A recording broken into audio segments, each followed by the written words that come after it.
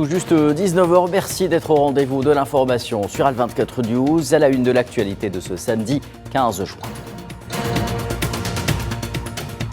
À la veille de l'Aïd al-Adha, les Palestiniens de Gaza continuent de tomber en martyrs après 253 jours de génocide sioniste, au moins 30 durant les dernières 24 heures, alors que le bilan global des victimes affiche près de 73 300 martyrs et 85 200 blessés.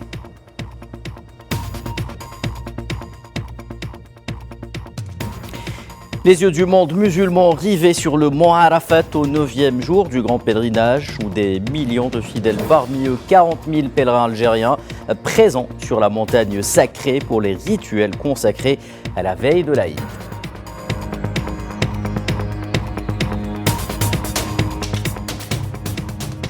Fin de suspense en Afrique du Sud, Cyril Ramaphosa rempile pour un deuxième mandat à la tête du pays. Le candidat de l'ANC recueille 283 voix parmi 400 députés contre 44 pour son adversaire.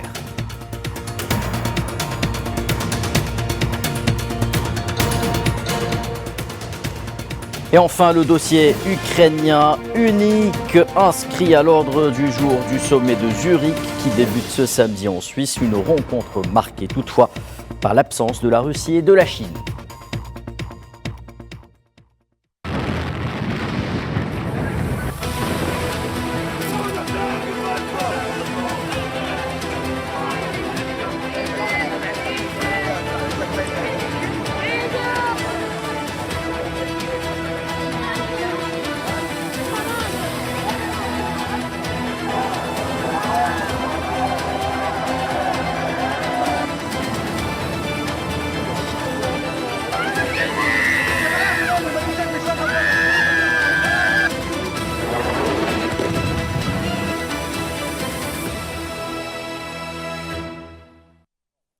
Madame, monsieur, bonsoir. Après 253 jours de génocide sioniste, aucun répit pour Gaza, constamment agressée, bombardée massivement par l'armée d'occupation.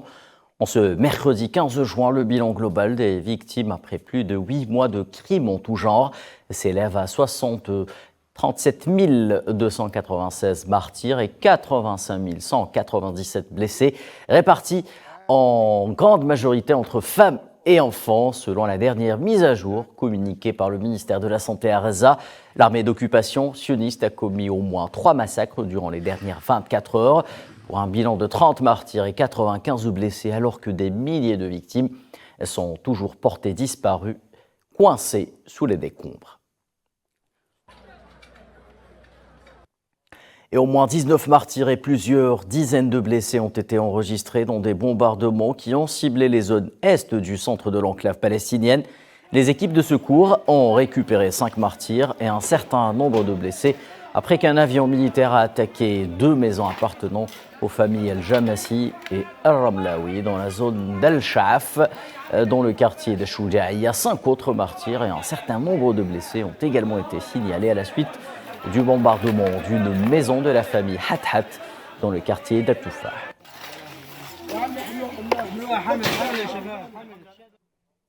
Et au moins 14 Palestiniens sont tombés en martyrs avec là aussi un certain nombre de blessés, parmi eux des enfants et des femmes signalés dès les premières heures de la journée d'aujourd'hui dans des bombardements ayant ciblé différentes régions de la bande de Gaza.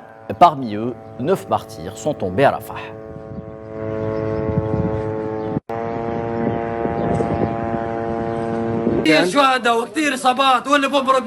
Il y a de nombreux martyrs et de nombreux blessés, ceux qui vont seront tués. Nous avons risqué nos vies parce que je voulais récupérer le corps de mon frère, même si cela impliquerait d'être tué. Je ne laisserai pas encore être dévoré par des chiens errants. Là-bas, à Rafah, des chiens errants mangent des cadavres. Les victimes voulaient inspecter leur maison à Chaboura et elles avaient les clés dans leurs poches. Ils ont été heurtés par un avion de surveillance. Ils voulaient vérifier leur maison et avaient les clés dans leurs poches. C'étaient des civils. Ils ne portaient pas d'armes. Un avion de surveillance les a pris pour cible. Nous avons apporté leur reste ce matin. À l'hôpital Chouhada Al-Aqsa Deir el-Balah, des membres de la famille Hijazi ont pleuré la mort de Iyad, 10 ans, mort selon la famille de malnutrition. Dans le même moment, la région de Deir el-Balah a essuyé un certain nombre de tirs de missiles et de bombardements de la part de l'artillerie et de l'aviation sioniste.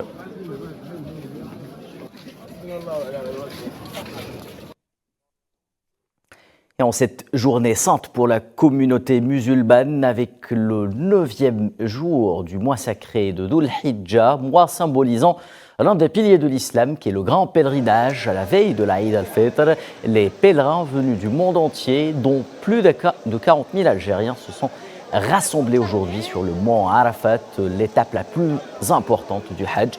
Les pèlerins ont passé la journée à prier, à réciter le Coran et à invoquer la miséricorde d'Allah avant de descendre à la tombée de la nuit vers la vallée d'El Muzdalifa où ils resteront jusqu'à l'aube du 10e jour de Dhul Hijjah, premier jour de l'Aïd al-Adha.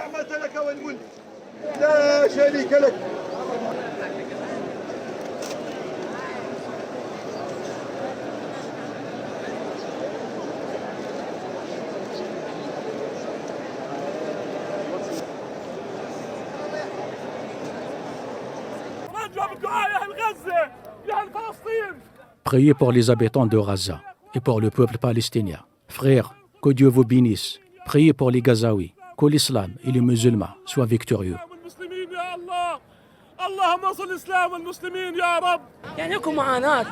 Il y a de la souffrance, mais mon amour pour le Hajj m'a fait venir ici au marchand. Nous sommes venus de loin à pied. Nous avons fait la même chose à la Mecque lors de Tawaf. Dieu merci. Et cette journée a été l'occasion pour les prédicateurs et savants musulmans d'inciter la communauté musulmane à prier pour Gaza lors du sermon du jour d'Arafat. C'est le cas notamment à la Mecque où se rassemblent des millions de fidèles lors de la prière de Gaza qui, rappelons-le, subit les pires horreurs de la part de l'entité sioniste depuis plus de 8 mois.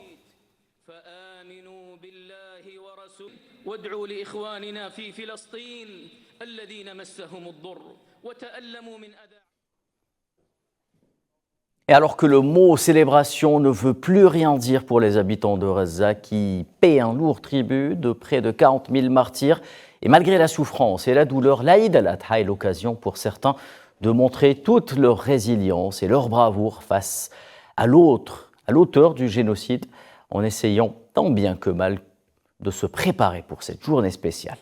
Amala Maziane Zetouni. Grande fête familiale, sacrifice du mouton, nouveaux vêtements et cadeaux pour les enfants. L'Aïd à Gaza ne se fête plus comme ailleurs. Après 8 mois de génocide dû à une guerre dévastatrice, de nombreuses familles mangeront des boîtes de conserve dans des tentes étouffantes, au souvenir des êtres chers arrachés par la machine infernale sioniste. Il n'y a pratiquement pas de viande ou de mouton sur les marchés locaux, pas d'argent pour les friandises ou les cadeaux des fêtes. Où est l'Aïd aujourd'hui ?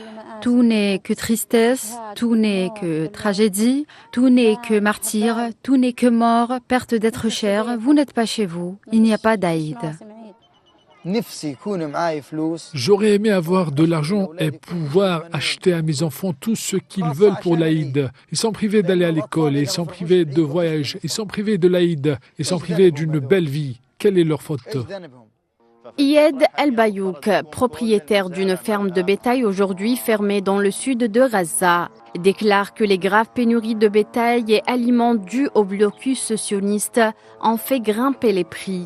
Certaines fermes locales ont été transformées en refuge pour les déplacés. La fête de l'Aïd al-Adha approchait, c'est l'une des fêtes que nous célébrons chaque année. Actuellement, toutes les fermes sont censées être pleines de veaux, de moutons et d'agneaux. Mais malheureusement, comme vous pouvez le constater, toutes les fermes sont vides et ceux qui les habitent sont des déplacés. Pour les sacrifices, il n'y a pas de veau du tout. Aujourd'hui, les cages pour les veaux sont pleines de joncs. J'ai environ 80 personnes déplacées de Rafah que j'ai toutes hébergées. Au lieu de bovins, il y a des humains. Malgré tous les maux causés par le génocide en cours, certains Palestiniens ont relevé le défi et ont fait le nécessaire pour préparer cet Aïd. Certains se sont dirigés vers les marchés pour se procurer quelques objets. D'autres sont allés chez le coiffeur pour avoir une belle allure en cette fête du sacrifice. Chacun fête l'Aïd à sa manière, en signe de bravoure et de résilience face à l'ennemi sioniste, plus vulnérable que jamais. Et parmi les millions de musulmans qui effectuent le Hajj figurent quelques Razaouis. Profitent de leur présence à la Mecque, ce haut lieu saint de l'islam, pour pratiquer les rituels et prier pour leurs frères, restés piégés sous les bombardements sionistes.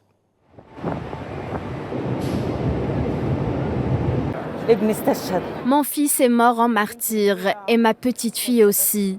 Elle avait juste 1 an et 10 mois et mon fils avait 8 ans. Ils n'ont trouvé aucune trace de mon fils. Il n'a été identifié que par des fragments de chair. Je n'ai pas pu les voir. Mon mari a été touché par un éclat d'obus à la tête. Il a passé 1 semaine aux soins intensifs.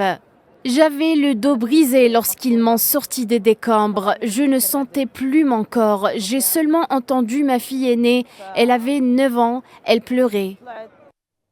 La Suisse a annoncé vendredi une contribution d'un montant de 11,2 millions de dollars à l'Office de secours et de travaux des Nations Unies pour les réfugiés de Palestine au Proche-Orient. UNRWA, la commission de politique étrangère de la Chambre des représentants suisse, a déclaré que ce financement répondait à l'appel à l'aide humanitaire de l'UNRWA. Il visait exclusivement à couvrir les besoins les plus urgents de l'organisation à Gaza jusqu'en décembre prochain.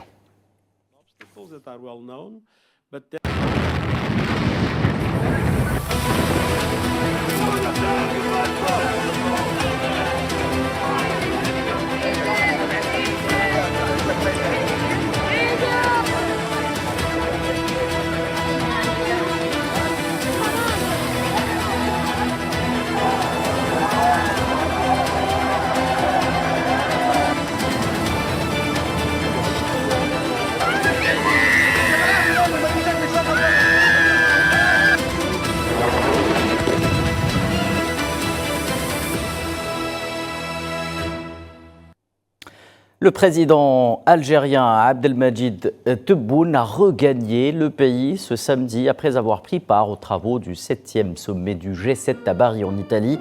Le chef de l'État algérien a été accueilli à son arrivée à l'aéroport international Houari Boumediene par le Premier ministre Nadir Al-Arbaoui, le chef d'état-major de l'armée nationale populaire Saïd Chengueriha, le général d'armée Saïd Chengueriha et le directeur de cabinet à la présidence de la République algérienne, M. Boualem.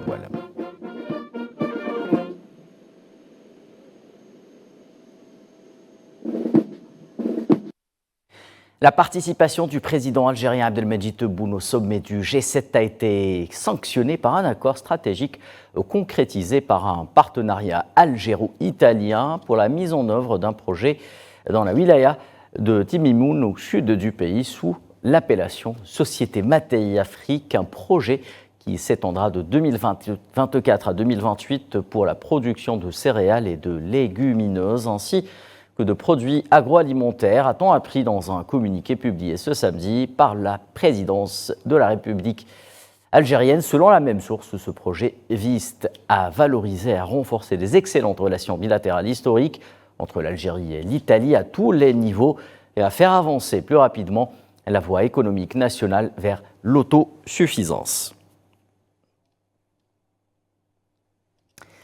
Et la participation remarquable du président algérien Abdelmadjid Tebboune au sommet du G7 consacre le retour sur la scène internationale de l'Algérie par la grande porte. Elle reflète aussi le statut indéniable de pays pivot et infatigable promoteur de la paix et la sécurité régionale et internationale. Hamid Mecheri. Un accueil très chaleureux et amical par la présidente du Conseil italien, Giorgia Meloni, poignée de main et rencontre en face à face avec nombre de chefs d'État. Le président algérien Abdelmadjid Tebboune au cours du sommet de G7. Le chef de l'État algérien ratisse large lors de sa participation au sommet qui a rayonné les dirigeants des grandes puissances industrielles.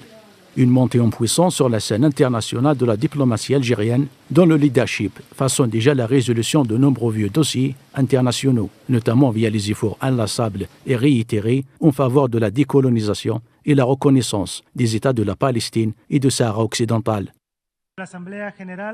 Dans un monde ébranlé par des crises géopolitiques et une polarisation accrue, la diplomatie algérienne figure ainsi comme un acteur clé au conflit en Afrique subsaharienne, dans le monde arabe et ailleurs. Son élection en tant que membre non permanent du Conseil de sécurité de l'ONU a donné une nouvelle dynamique à ces efforts honorables. À Borgo Ignacia, vendredi, avant le début des travaux du G7, de hauts responsables des régions se sont démunis pour prendre contact avec le président Tebboune, notamment le président français Emmanuel Macron et le président des Émirats arabes unis, Mohamed Ben Zayed. Le président algérien a échangé également avec son homologue américain, Joe Biden, et brésilien, Luis Inácio Lula da Silva, ainsi que le premier ministre du Canada, Justin Trudeau, et le roi de la Jordanie, Abdallah II. Autre signe de cette affirmation croissante de la diplomatie algérienne, la réception d'Abdelmadjid Tebboune à sa résidence, aux marges des travaux du G7, de son homologue mauritanien, Mohamed Ould Cheikh Al-Ghazouani, le chef de gouvernement tunisien, Ahmed Hachani, le président de la République de Kenya, William Ruto, et le président du Conseil européen, Charles Michel. La veille, jeudi, dans le même lieu, le président algérien a reçu le président français Emmanuel Macron. Lors de ces rencontres, ces chefs d'État et dirigeants ont écouté avec diligence les positions et choix du président Tebboune, qui, en diplomate chevronné, a défendu les principes et politiques de l'État algérien. À travers sa présence à ce forum international, le président algérien confirme le statut de pays pivot dans la région euro-méditerranéenne par lequel tous les dossiers importants doivent passer. Une position que l'Algérie doit à son sens inébranlable de la promotion des solutions pacifiques à travers le renforcement de la sécurité et du développement économique, en rejetant les ingérences étrangères. Mais au-delà, l'Algérie devient aussi la voix de la sagesse que tout le monde cherche à écouter, dans un monde de plus en plus polarisé et en proie aux entreprises violentes et déstabilisatrices. Allez, pour une lecture des retombées diplomatiques et géopolitiques de la présence du président algérien Abdelmadjid Tebboune au sommet du G7 à Bari, accueillant depuis Paris l'expert en questions internationales, Badis Khanissa. Monsieur Khanissa, bonsoir. Monsieur Khanissa, est-ce que vous m'entendez? Oui, je vous entends. Alors, on l'a vu sur les images, les chefs d'État et de gouvernement du monde entier qui accourent vers le président algérien Abdelmadjid Tebboune pour une poignée de main, pour discuter avec lui, imaginons, de certains dossiers à caractère régional et international. Qu'est-ce que cela implique-t-il sur le plan géopolitique ? Il implique beaucoup de facteurs, effectivement, vous l'avez rappelé dans votre reportage, à juste titre. L'Algérie nouvelle aujourd'hui a pris part dans la table des décideurs. Elle est une référence, elle est considérée pour bon nombre de grandes puissances et vous l'avez, nous avons assisté à des entretiens de haute qualité avec des chefs d'État, justement, dont le contenu était effectivement très stratégique. C'est dire l'ampleur aujourd'hui de la place et du rôle pivot de l'Algérie dans cette équation mondiale et surtout sa présence depuis quelques années sur l'échiquier international à être ce curseur de paix que je qualifierais, donc de stabilité et qui garantissant la stabilité notamment sur la rive sud de la Méditerranée et notamment sur le continent africain, mais aussi, je dirais, un vecteur de conscience, puisque rappelons-le que l'Algérie étant membre justement observateur du Conseil de sécurité, elle œuvre ardemment et résolument à vouloir conscientiser, nous l'avons vu à travers le consensus autour de l'Algérie, mais aussi autour de ce qu'elle représente et ce qu'elle défend comme notamment la cause palestinienne. Et d'ailleurs, le communiqué de clôture, on voit bien là l'empreinte de l'Algérie, de sa présence dans ce communiqué qui ne laisse aucun indifférent, mais surtout qui ne laisse aucun pays, notamment africain, au bord de la route. Donc il y a véritablement, je dirais, une notion à travers l'Algérie qui est considérée comme un interlocuteur de premier choix, notamment dans l'élaboration de cette nouvelle architecture et de ce nouveau rapport entre notamment aujourd'hui le G7, comme vous l'avez rappelé, qui regroupe les grandes puissances industrielles du monde, mais aussi avec les autres espaces, notamment l'espace arabe, où l'Algérie a son mot à dire et elle est la porte-voix, effectivement, l'a démontré lors du sommet arabe abrité à Alger, mais pas que aussi, d'autres espaces comme les pays non alignés, comme le Sud global, comme aussi l'Union africaine, dans lequel elle jouit d'une légitimité inébranlable. Donc l'Algérie peut être, et elle est d'ailleurs, ce porte-voix, notamment pour défendre mieux les intérêts, notamment des pays qui jusque-là ont été marginalisés. Et je reviens sur ce communiqué pour vraiment démontrer avec une approche sans équivoque vraiment l'apport cette fois-ci dans ce communiqué de l'intérêt que suscite l'Afrique, mais surtout que dans quelle démarche, et notamment une démarche équitable, une démarche respectueuse, sans condescendance, sans prédation notamment de l'Occident, comme nous avons pu le voir par le passé. Et c'est pourquoi l'Algérie se porte garant, notamment dans cette intermédiation, dans ce travail de fond qu'elle mène, puisqu'elle est écoutée, elle est une référence, quand bien même dans le futur à venir, mais surtout aussi le passé présent, puisqu'elle a démontré sa faculté, sa capacité à jouer un rôle prépondérant, notamment dans la gestion des conflits, y compris sécuritaires, comme le dossier libyen, comme le dossier malien, le dossier du Sahel, dans laquelle elle a été d'ailleurs écoutée, mais surtout consultée de l'aveu même du président de la République, Emmanuel Macron. Merci Badis Khanissa pour cet éclairage sur les retombées diplomatiques et géopolitiques de la visite du président Abdelmejid Tebboune en Italie pour le sommet du G7. Je rappelle que vous étiez en direct avec nous depuis Paris. Merci. Après un long processus électoral, l'Afrique du Sud arrive à son épilogue. Fin de suspense avec la réélection de Cyril Ramaphosa pour un deuxième mandat à la tête du pays. Ramaphosa a obtenu 283 votes auprès d'une assemblée composée de 400 députés contre 44 voix pour Julius Malema, son adversaire du parti radical de gauche.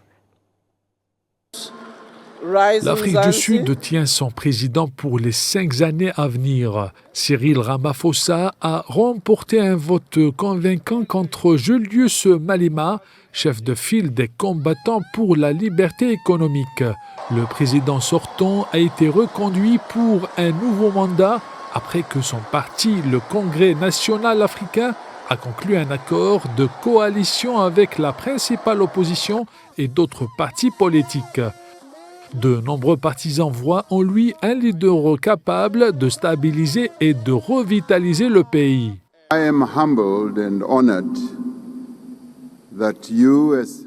Je suis touché et honoré que vous, en tant que membre de l'Assemblée nationale, ayez décidé, par vos votes ce soir, de m'élire président de la République d'Afrique du Sud. Merci beaucoup. To be the president of the Republic of South Africa. Thank you very much. Cette alliance inédite démontre la capacité de l'homme de 71 ans à naviguer dans le paysage politique complexe de son pays et à forger des alliances au-delà des lignes traditionnelles de partis. It is with pleasure that I accept. C'est avec plaisir que j'accepte. Ce sera encore une fois un privilège et un plaisir de servir cette grande nation en tant que président.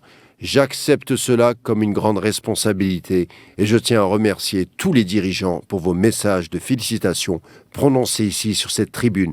Vos messages sont un clair appel à la collaboration. Vos messages constituent ce que je considère comme une source d'encouragement, de bons conseils et de sagesse. Je vais, Madame la Présidente, prendre le temps de lire tous ces merveilleux messages qui ont été délivrés sur ce podium. To read all these wonderful messages that were delivered at this podium. Le second mandat de Ramaphosa s'annonce rempli de défis. Pour y faire face, le président va former un gouvernement de coalition inclusif pour renforcer la stabilité politique et aborder de manière concertée les défis économiques et sociaux pressants du pays. Cette décision marque une nouvelle ère dans la politique sud-africaine où la collaboration et l'unité entre divers partis deviennent essentielles pour la gouvernance.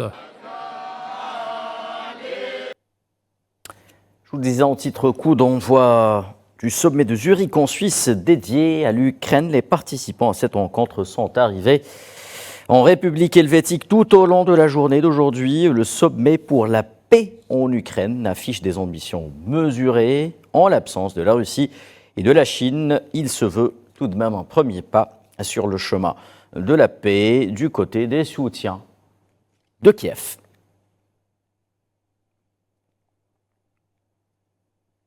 C'est la fin de ce 19h. Merci de votre fidélité. La suite avec l'échiquier international présenté par Karim Bouaziz. Excellente suite des programmes sur Al24 News.